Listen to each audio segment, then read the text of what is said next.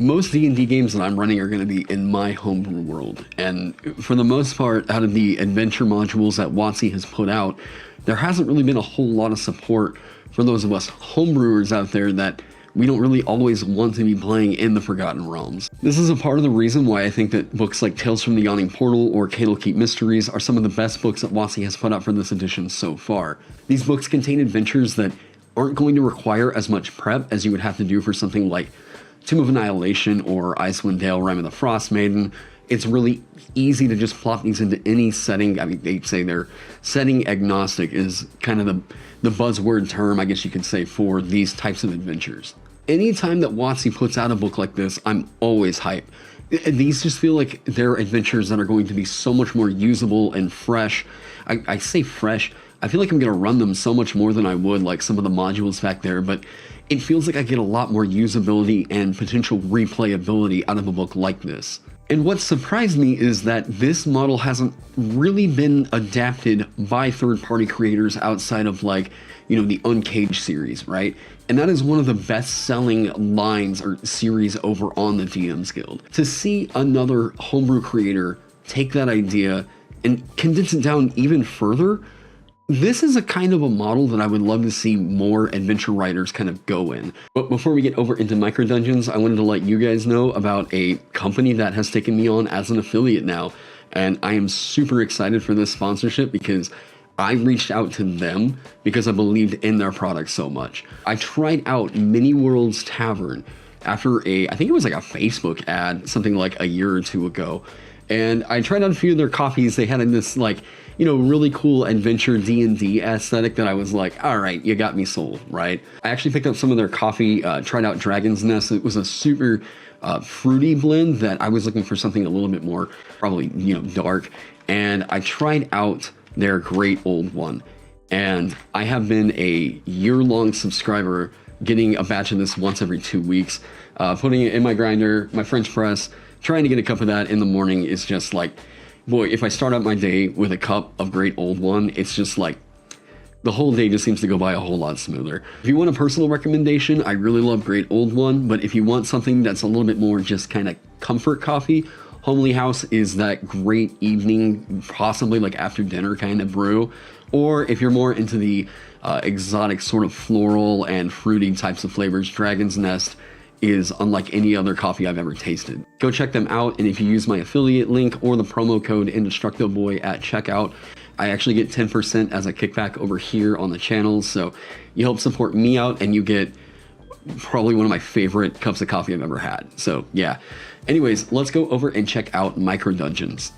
And so here we are in the PDF for Micro Dungeons, and this is by Indie Hobbies. And they also have a Patreon where they do what looks like Patreon exclusive micro dungeons over there, so go check them out. I really like the overall idea behind this module, this supplement here, and what I will say is, like, the critique that I'm going to give this, know that that comes with a level of, like, deep appreciation for what this is. This is a very, very low prep kind of a supplement that, like, if you are panicking because you've got to run D&D in like 30 minutes, man, even like 15 minutes, and you don't know what you're going to run, like, boy, my buddies just want to really play D&D. They've already got their character sheets, and I just don't have any ideas right now. This is a great, quick little thing to pick up and just plop into any world. I think your characters could stumble across some of these ruins or any of the little habitats, mini dungeons, whatever, while they're just out traveling, and this is going to be a fun little decoration inside of the adventure in between like, oh man, I love the idea of this so much. So any other critique that I'm going to give this, know that this comes with, I don't think that this is a bad product at all. For $3, you're getting quite a lot of bang for your buck here. But the critiques that I'm going to have are just really as somebody that's published over on the DM's Guild now for multiple years, a layout artist as well. So I'm thinking about this from a user experience kind of a focus here. I'm thinking about the utility that this is going to have, and maybe how could this supplement better serve its intended purpose. Number one, I know that Ted from Nerd Immersion is probably going to dock it for this. It does not have bookmarks. I don't know in what software they created this one. The drop shadow setting right here makes me think that this is possibly some kind of an Adobe product. It might be Affinity, but indie hobbies, if you want some help with layout, hit me up. I'd love to help you guys refine this up a little bit. They do have it in landscape rather than portrait. What I mean by that is books are normally set in portrait, right? We got it like that, 8.5 by 11. But this one is set this way, and I don't think that that really hurts it. And another part of me thinks that this is going to be better suited in terms of the layout here for digital, because if I've got a 16 by 9 screen, I'm seeing the entire page rather than a snippet of it, and then I've got to scroll down for more of it. So I like that this is the kind of thing that I can put onto another monitor while I'm running D&D. I've got the information up there or printed out, just clip it up on my board. Like, I actually think that I like this a bit more for this type of product rather than the conventional portrait style page layout. This first dungeon here, Maddening Roar, is going to be centered around a Displacer Beast and something called a Mad Derlogrim. What's a Mad Derlogrim? It looks like a Displacer Beast on steroids or something. So the Mad Derlogrim is another version of the Displacer Beast, only it's got an additional action here that it can teleport. It looks like it's going to hit quite a bit harder than a conventional Displacer Beast. It's a CR7 up from a CR3, and it's got this special retaliation reaction that it gets. So this is going to be a pretty beefy boy. And the thing that I think would help this product out, just in terms of, you know, my critiques here, is if the intended level for this was actually written up in here somewhere, rather than referenced like, oh, over here in the like store page description, or I don't really see it displayed anywhere on this cover, this portion at all, this right here. It looks like the only information within the product about what level it's intended for this dungeon to be run at is you've got to look at the stat blocks here. I do love the fact that all the stat blocks are actually a hyperlink to the stat block itself. Any of the references that they make to another creature, you click that link, it'll bring you to its stat block inside the supplement. That is a great, just awesome quality of life thing. I would love to see more adventures go in that direction as well.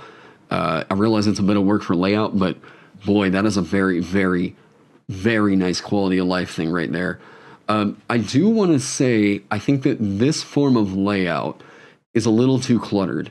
I don't think that there's going to be a whole lot of confusion necessarily, but like, I think that the page is just a bit of a mess. I do love it gives you a small blurb right up top, but the map actually interacting with all of this up here, just it makes it look really, really messy in my opinion. All the information here is on one page.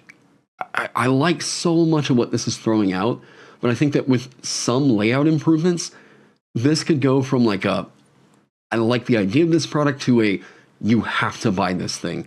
Again, I think some of these things like, you know, the sidebar strokes that you see, the decorations that are on top and bottom of the sidebar, not being to what they are standard in 5e, it actually takes up a little bit of space that, whenever your type is this small, actually is quite a bit of real estate on the page.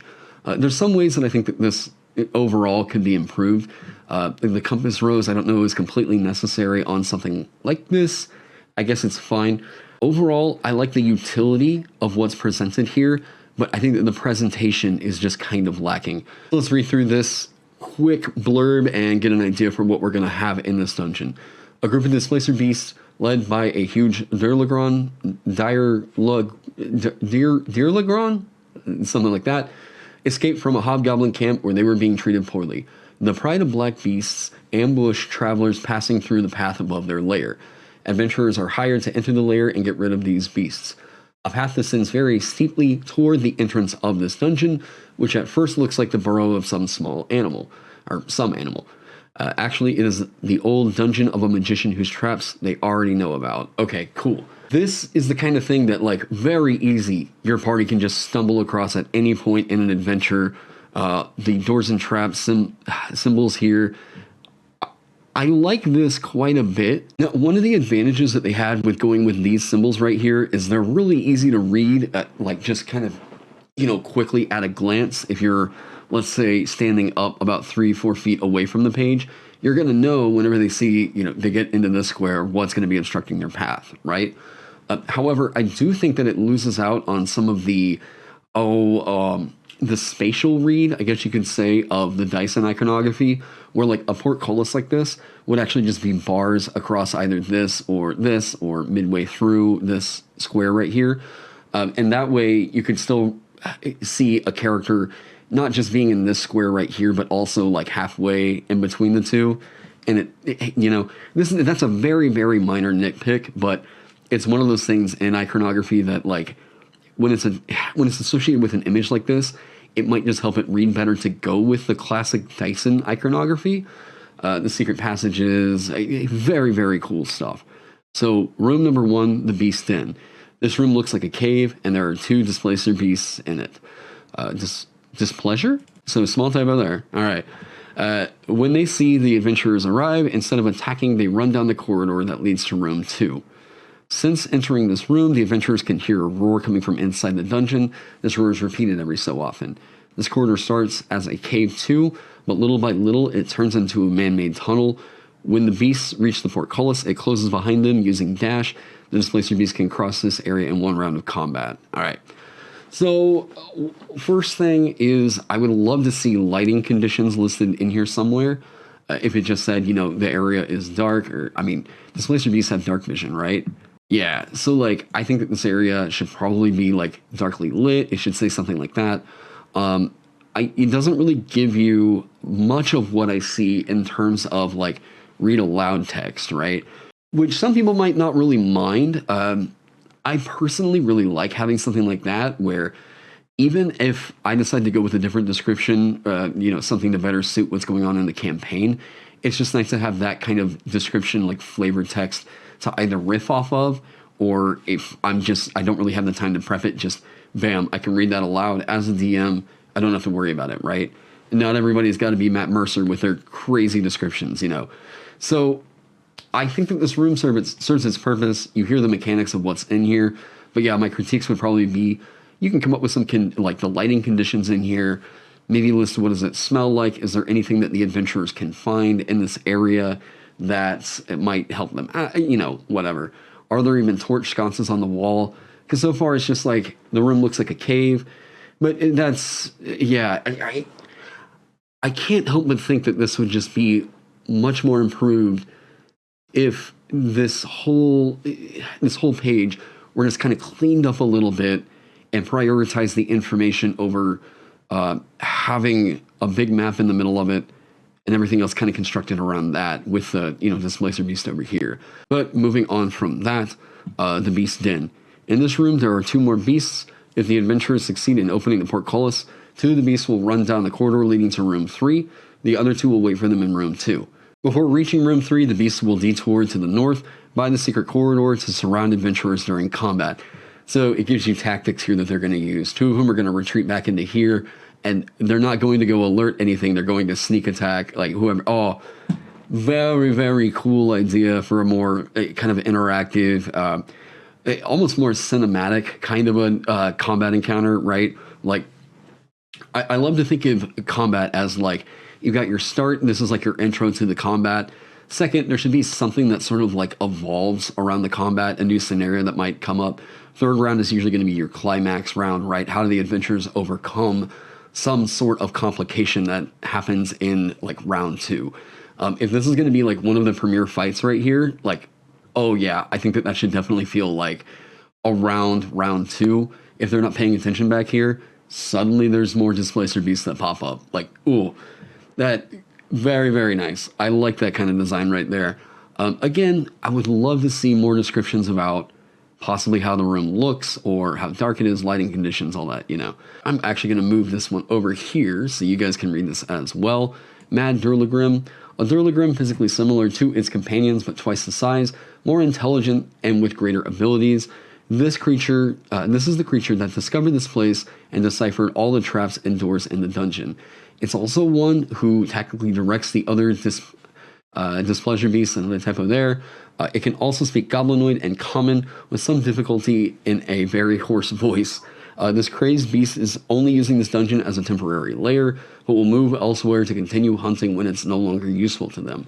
So they can fight the mad Derlogrim. Have I been saying Derlogrim? Derlogrim. Okay. So they can fight this thing. I don't see a whole lot of loot that's necessarily like associated with the dungeon. I would think after a fight like this, the whole reason why they want to take this on is either number one, they're going to get rewarded whenever they go back into town, right? So like the bounty type of quest, or if they're doing a raid, so there should be loot in here maybe.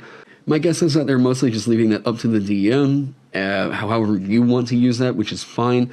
It would be cool to get some like example loot of what they could potentially get out of this. I know that there are some adventure designers and other writers that are kind of moving in that direction, where within the adventure they are even indicating what the party can get off of the creature whenever they kill it and loot it, because let's be honest, every adventure party is trying to harvest all the monsters that they kill. Yeah, that would be another thing that I would recommend that this creator, LD Hobbies? Or Indie Hobbies, sorry. So Indie Hobbies, I think like maybe including some sample loot in here as to what the adventurers could find while they're in the dungeon. These are great small encounters that I would love to buy an entire book of like 100 of these. Easy. I will drop easy $20 on that over on the DM's Guild for a PDF. 100%. I do think that this format is really great if you are a curious adventure writer thinking about like, all right, I want to step my toes into a thing, but I'm kind of intimidated out of like writing a full-on campaign module. You know, you see guys like JVC Perry or MT Black writing these big, massive, or, you know, sometimes like 200, 300 page long. Really what they are is they are module campaigns, right? Meant to expand from level 1 to all the way to like level 13. It can be pretty intimidating whenever you see something with like that kind of level of polish and time put into it. You can be a little bit dissuaded into thinking that maybe adventure writing is just not for me. I would love to see a lot more products like this that give you a handful of mini dungeons for you to run. You come up with a pretty easy premise here, maybe even like a random table at the very beginning for like, while they're out adventuring, do they possibly find one of these dungeons, right? That could be like a cool concept for the table of contents where, you know, you have like a D10 table as to what they find. It's something, right? I adore this format. I think that this product could use some layout work, but I will say that from what I see here, I'll pay the $3 just to see this creator keep on doing what they're doing. I would support this really easily over on the DM's Guild. I will put the link to this down in the description below. On top of the PDF, you also get a zip file with all the maps that are in here as well. So this can all be run really easily on a battle mat. You just draw this up real quick. Let one of the party members be the cartographer for you. I don't know, guys. If you want to get into adventure writing, I think that this is a great example as to where you can start and possibly even build an entire career off of making small little adventures like this. You know, I would very happily pick up an entire book of nothing but 3, 4, 5 room dungeons, you know. So anyways, that's going to do it for me on this one, guys. Let me know what you all think down in the comment section below. A huge shout out to my Patreon sponsors. Thank you all so much for helping me keep the lights on around here and coffee in my blood. Y'all are absolute heroes. And speaking about coffee, don't forget about that affiliate link. If you want to pick up some of my favorite coffee in the world, go check out Mini Worlds Tavern. Use the promo code, all that stuff to help the channel out a little bit. You guys are awesome. Thank you all so much for being here. I hope you all are staying safe, staying healthy, and I can't wait to see you in the next one.